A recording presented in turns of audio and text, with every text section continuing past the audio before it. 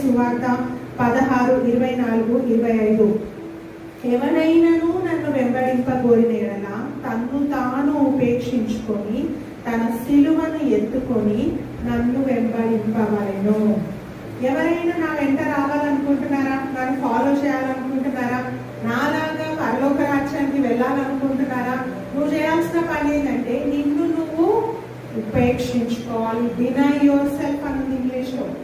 Denying అంటే ఇంకా నీకు నువ్వు జీరో చేసుకోవడము. నీ లైఫ్లో నాది, నేను, నాకు అనే పదాలు వెళ్ళిపోవాలంట లైఫ్లో. అంటే ఏముండాలంటే ఏం చేసినా దేవుని చిత్తం అయితే చేస్తాను, లేకపోతే చెయ్యను.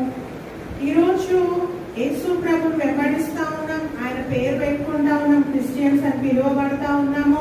నిజంగా మనకు మనము ఉపేక్షించుకుంటా ఉన్నామా?